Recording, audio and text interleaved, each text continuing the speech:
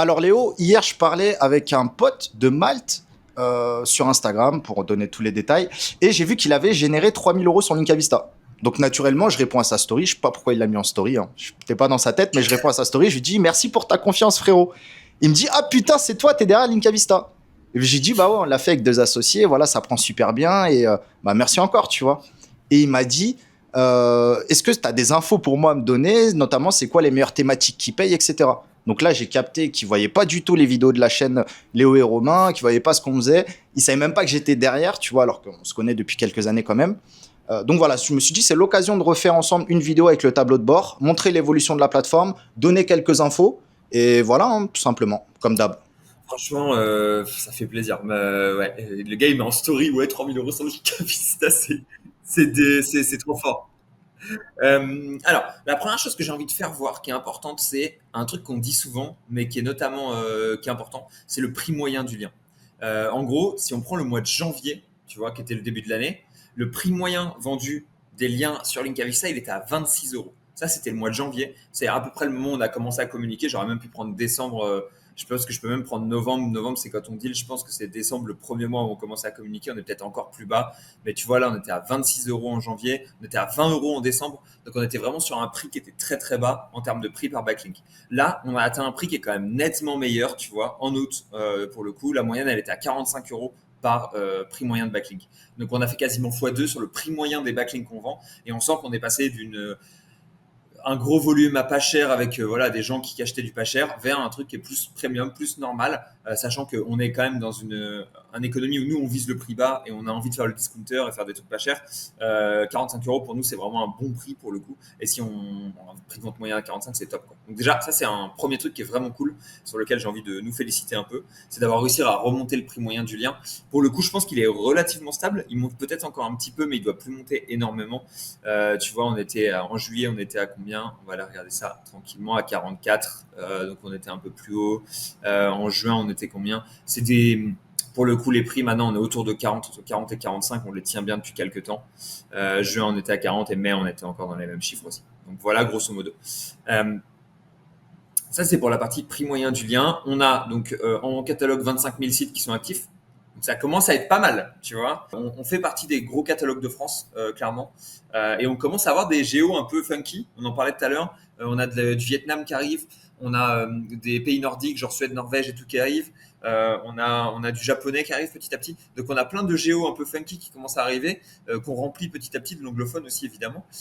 Et donc on a un nombre de sites qui arrive qui est en train d'augmenter. Ça fait plaisir. Ouais, faut dire aussi que le vrai enjeu, les gens voient le. Parce qu'on communique dessus, plus de 25 000 sites, mais c'est vrai que l'enjeu, je pense qu'il faudra se mettre quelques jours dessus. Enfin, là, pour les 4 mois qui restent pour finir l'année, c'est comment maximiser comment dire, comment diminuer le nombre de refus. Comment diminuer. Est-ce que tu as Ouais. des sites qui peuvent faire des ventes et au final qui font que des refus? Parce que si tu fais 9 refus sur 10, c'est qu'il y a un problème, soit où tu fais que de la contre-proposition, etc. C'est bien, on valorise ce truc-là, essayez de pricer comme vous pouvez, au mieux. Mais bien sûr, si demain il y a trop de refus, ça peut impacter la marque Linkavista, ça peut faire fuir des acheteurs. Donc ça, je pense qu'il y aura un vrai sujet dessus. 25 000 sites, mais si le taux de refus est vraiment très très bas, bah c'est magnifique quoi. Ouais, clairement. Bah, pour le coup, je pense qu'on a un taux de refus qui est assez bas. Il y a eu des périodes où il était plus ou moins élevé. Au début, il était élevé forcément. Après, il y a eu une phase où il était beaucoup plus bas. Ensuite, une phase, il est remonté un peu. Ça dépend quand on rentre beaucoup de sites en catalogue. On sait qu'il y a une phase de taux de refus. Voilà, c'est obligatoire malheureusement. Et clairement, on sait comment faire exploser la taille de ce catalogue. Il suffit d'aller attaquer l'international. C'est pas notre but pour l'instant. Le catalogue, le nombre de sites français en France intéressants, en gros, du gros, ça va être 30 000 sites à tout péter, tu vois, entre 25 et 30 000 sites. Il n'y en a pas beaucoup plus qui sont intéressants pour acheter du backlink. On les a déjà quasiment tous. Donc, globalement, voilà, le catalogue français, il est rempli. Si on veut le doubler, il suffit d'aller chercher les anglophones chez WordPress. On rentre tout ça et ça va très, très vite pour aller augmenter le volume. Donc, clairement, là-dessus, on sait très bien comment augmenter ça. Un autre point qui est intéressant, c'est la partie site avec Search Console, tu vois, qui est une feature qu'on a développée. Mais on est innovant là-dessus. Voilà, on est aussi des innovateurs, on est aussi des inventeurs chez Linkavista. Et on a les sites avec Search Console, c'est 5% du catalogue à peu près, mais ça fait plus de 1000 sites. Et c'est assez fort quand tu sais que voilà, sur les 25 000, il y a des réseaux, des gens qui ont des réseaux, qui ont plus de 1000, 2000 sites, qui les mettent pas en Search Console parce que c'est des gros vendeurs, parce que c'est un peu compliqué. On est encore en train d'essayer de dealer avec eux. J'étais en train de parler avec la famille Loéac de Clickbusters. pour que potentiellement ils ajoutent les Search Console. On discutait, ils me disaient pourquoi pas, peut-être, on va voir, etc., etc. Donc c'est un sujet intéressant, on va sûrement augmenter avec le temps, mais on a clairement plus de 1000 sites avec des Search Console validés, ça fait vraiment plaisir. Ouais, c'est vrai que tu as une partie, quand même, une petite partie des sites validés qui sont des petits sites. Donc si tu as un petit site, essaye de devenir un gros site, parce que si ton site est très moyen, c'est pas en validant tout ce que tu peux que tu vas faire plus de ventes forcément. Mais si tu as un bon site qui est là depuis quelques mois, quelques années, un site qui vend déjà, ajouter la liaison Google Search Console pourra te permettre que de vendre plus, c'est sûr. Et en plus, là, il n'y a que 1000 sites. Donc ceux qui vont ajouter, proportionnellement, tu vas faire plus de ventes. Que si demain, c'était 20% de la plateforme qui était en GSC, avec la connexion Google Search Console, bah, tous ceux qui sont connectés feraient moins de ventes, en fait. Donc c'est maintenant ou jamais, en fait, faut en profiter. Là, tu vas avoir une data qui est assez intéressante. C'est quoi le prix moyen par vente avec ou sans Search Console, et le prix pour est-ce que tu veux en plus, tu vois, avec ou sans Search Console. Ce qui se passe en l'occurrence, c'est en général, tu as un prix moyen plus élevé sans Search Console. Ça, c'est dû à quoi? C'est dû aux très gros médias qui valident pas leur Search Console, qui ont du coup un prix moyen qui est très élevé, qui emmène le prix moyen vers tu vois, le très élevé. À mon avis, si on enlève tous les sites qui sont à plus que, on va dire, 300 euros, dans la partie sans Search Console, on va tomber le prix moyen et on aura quelque chose qui sera plus bas. Donc clairement, si vous avez un site qui est normal et qui n'est pas un média gigantesque, grosso modo, à mon avis, il y a quand même un gain à faire avec la Search Console. Notamment, un site avec la Search Console, il a tendance à vendre plus, à vendre 30% plus pour le coup. Donc honnêtement, c'est un truc où on sait qu'on a plus de volume de vente qui est fait. Là aussi, les revenus sont un peu plus bas. C'est uniquement lié au fait que pour le coup, on a le prix moyen est plus élevé sans Search Console, qui est dû au fait qu'on est drivé par les gros médias. Si on regarde tous les sites à plus de 500 euros, vous allez voir qu'il n'y en a aucun quasiment qui a validé sa Search Console, parce que c'est pas, ils le font pas, c'est pas la personne qui a la propriété de la Search Console qui peut vendre des backlinks, etc., etc. Plus souvent, c'est des deals où tu vas envoyer le truc, c'est pas tu n'as pas directement le site en direct. Donc voilà, tout ça, ça fausse un peu les chiffres, mais grosso modo, on fait 30% de plus de ventes en termes de volume avec la Search Console VS100. Nous, là, on peut le dire, c'est un exemple parmi d'autres, mais parmi les clients très proches qui nous font confiance depuis le début et que Michael accompagne, on ne le citera pas, mais merci à toi de nous faire confiance, enfin, s'il se reconnaît, il achète quasiment que des sites en Search Console. Donc, c'est que globalement, c'est un indicateur de fiabilité, on est novateur dessus, donc ça peut prendre du temps à être compris par la clientèle, on va dire, par les acheteurs, mais c'est sûr que ça peut que évoluer, en fait. Ça peut que évoluer. Donc voilà, c'est dans votre intérêt de vous positionner en Search Console. Et si vous voulez pas le faire, ne le faites pas. Mais ça peut rajouter du bonus.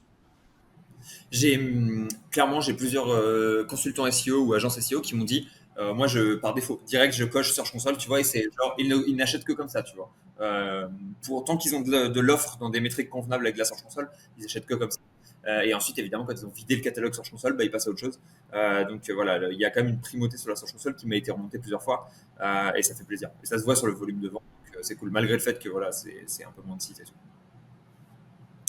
Donc, très fort sur la partie Search Console. On va arriver sur les parties métriques, etc. Avant de passer sur la partie métrique, je voulais faire voir l'évolution du CA, pour le coup, de Linka Vista.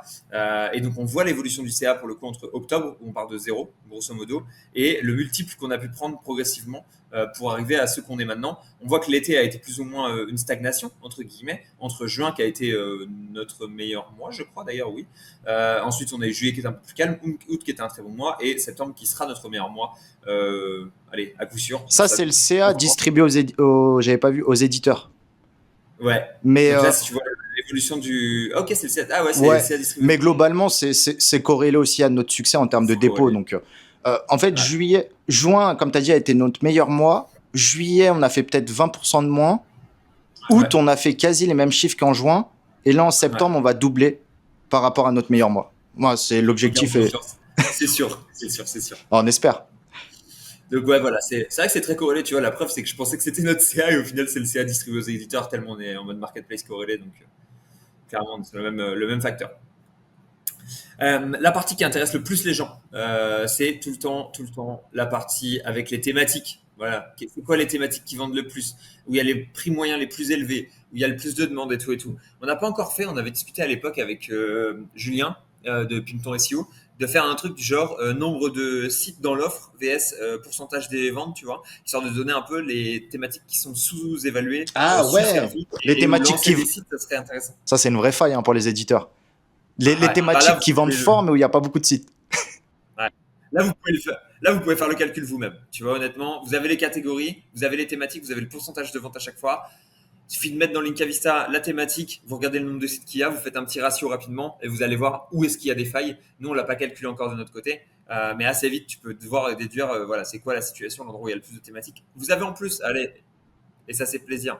Le prix moyen, donc en fait vous pouvez savoir que vendre du lien sur la partie entreprise B2B, business entreprise, c'est 50 euros. Là où pour le coup c'est plutôt, tu vois, ça va être 35 sur mode beauté ou 37 sur la maison. Donc clairement quitte à lancer, bon bah, on ira sur la partie business entreprise, service B2B, compta, tu vois, tous ces genres de trucs là. Et peut-être un peu moins sur la partie maison, beauté, lifestyle, etc. Ouais, c'est une bonne data. C'est une très très bonne data. J'enverrai la vidéo à mon pote pour qu'il Ah, ouais, regarde. tu peux.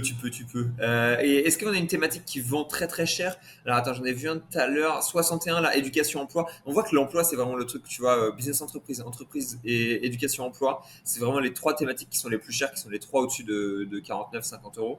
Celle-là qui est à 60 et après voilà, après si tu descends un peu, tu vas avoir des thématiques qui vont monter, politique et actualité qui rejoint un peu le même truc, mais on part sur des pourcentages qui sont plus petits, donc moins intéressants forcément. Et là, tu vois assez vite avec ça, voilà, les thématiques où tu sais que tu vas faire de la vente, du volume et des trucs de bonne qualité. Donc ça fait plaisir et on voit vraiment la différence VS avant. La maison, ça a toujours été une thématique forte. Voyage aussi, par exemple, ça a toujours été une thématique forte euh, en termes de volume. Et on sait que ça, en termes de prix, business entreprise B2B. Avant, high-tech était un peu plus cher d'ailleurs et il concurrençait. Mais grosso modo, si vous faites des trucs autour de la technologie B2B et des entreprises, là, vous savez que vous avez un truc qui va fonctionner, qui va être une bonne thématique, clairement.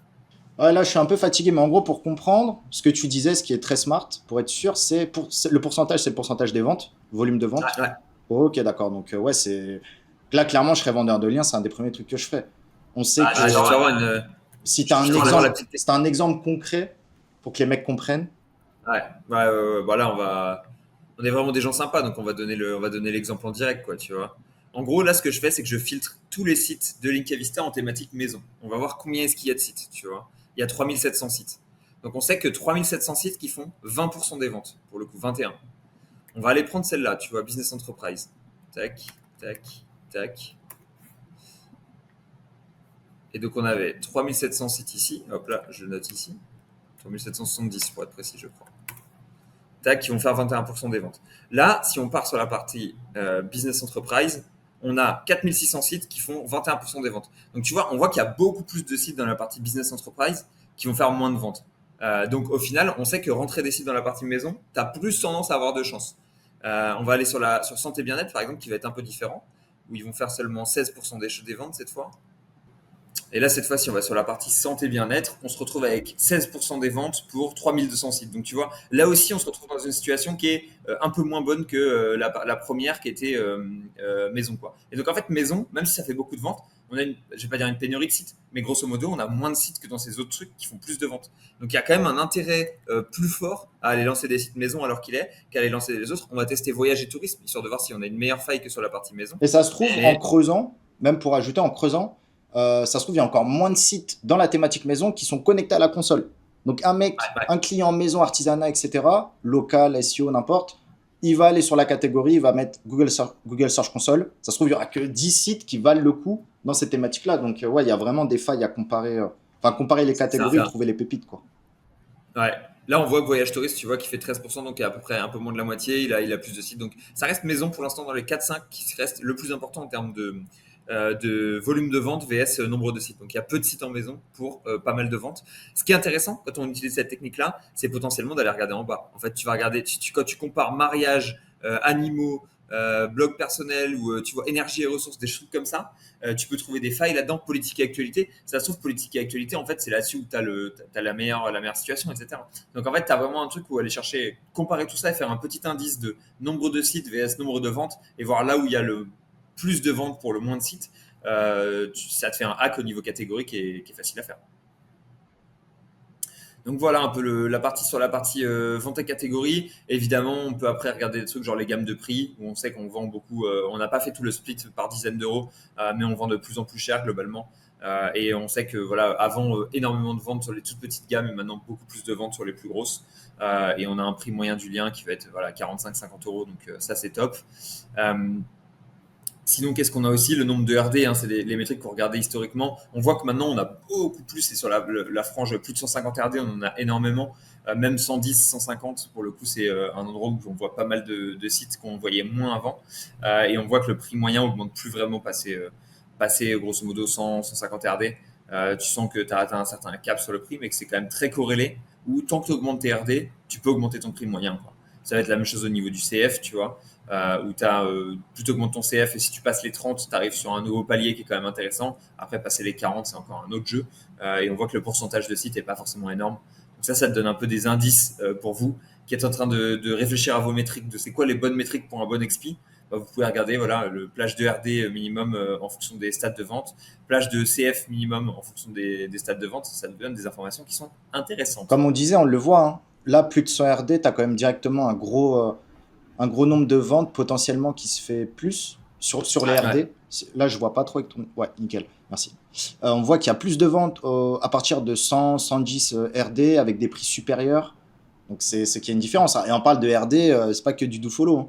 Donc, Tu vois que tu as un gap déjà entre, tu vois, en fait, tous les sites qui vont avoir moins de 50, ils sont à moins de 20 euros. Et passer 50, tu passes à 32. Donc, tu as déjà un gap qui est assez fort là-dessus. Et ensuite, tu as un deuxième gap qui va arriver à passer 100, tu vois. Donc, moins de 50, c'est vraiment cheap. Plus de 100, plus de 110, ça commence à être sur le prix, des prix un poil plus élevés, quoi. ce qui aurait été intéressant aussi, bon, c'est un détail, mais c'est de voir les TLD. Parce qu'on pense, ok, marché français que du point .fr. Mais potentiellement, tu as peut-être des sites en .be ou .ch, donc Belgique ou Suisse, qui vendent, et un expi en France qui va partir à 300 balles avec 100 RD, tu en as à 20 balles sur Nixel, sur du .be avec 100 RD. Donc on en rediscutera avec Mika, mais c'est une data qui pourrait être intéressante. Ça se trouve, il y a plein de .org qui vendent super bien ou des .net, mais les expis sont 10 fois moins chers. Et ça, je pense, dites-nous en commentaire. On est youtubeurs, donc dites-nous en commentaire, les amis, s'il y a 10 commentaires, on vous sortira cette data-là de ratio par TLD. Est-ce qu'il y a des TLD qui vendent bien? On va essayer d'avoir cette data. S'il y a les 10 commentaires, effectivement. Est-ce qu'il y a des TLD qui vendent bien et que vous pourriez aller choper parce que c'est des expis 5 à 10 fois moins cher, quoi, pour la même qualité, voire mieux. Ah, les .be, .ch, je pense qu'il y a vraiment un truc intéressant. Et moi, le TLD que je trouve le plus fun, c'est les sites qui étaient en français, mais qui ont un TLD chelou. Tu sais, genre des points IT parce que c'était une startup et elle voulait faire machin, point IT, nanana. Et là, tu vois des trucs qui sont vraiment intéressants ou des mots-clés qui sont un peu chelous, des TLD qui sont utilisés pour du marketing. Je trouve que c'est là où tu as des coûts qui peuvent être très intéressants à faire. Ben grave, et j'aimerais savoir si les acheteurs sont réticents ou non. Alors certains oui, mais Ouais. d'autres seraient potentiellement pas réticents pour acheter sur un point IT, un point info, un point tech. Je sais pas trop, tu vois, ce serait une bonne data à Un savoir. point vise. Un point bise. Au niveau des infos, bah, c'est pas mal déjà, ça donne pas mal En plus, là, plus on a d'acheteurs, de vendeurs, plus en fait volume d'affaires, plus les datas sont pertinentes parce que c'est sur le volume d'affaires évolue. Donc à chaque fois, ça grossit, et plus les datas qu'on vous donne, plus elles sont pertinentes et plus elles se rapprochent du marché global de la vente de liens. Ou avant, le premier mois, c'était moins pertinent, quoi. Un truc qui est intéressant, c'est aussi la question de voilà, est-ce que Ah, la incroyable. thématique sensible, ça représente 4% des ventes alors qu'il est. Sachez que grosso modo, c'est le prix moyen en up, c'est 150%. Donc, si vous vous posez la question de combien est-ce que je dois proposer à des gens qui sont sur des thématiques sensibles, bah, pour le coup, le prix que vous devez proposer, c'est plus 150% sur votre site, grosso modo. Et donc là, prix moyen normal, c'est 42. Prix moyen en thématique sensible, ça va être 110, 108 pour être précis. Donc voilà, ça va représenter 3,5% des ventes et on est sur une énorme majorité liée au jeu d'argent parce que bon, c'est vrai qu'il y a une bonne partie de notre réseau qui venait d'ici et donc ça a généré beaucoup de ventes. En plus, c'est des très gros acheteurs. Donc ils ont acheté beaucoup pour le coup. Donc c'est cette partie-là. Donc ça, c'est aussi un truc que ça peut être intéressant à étudier.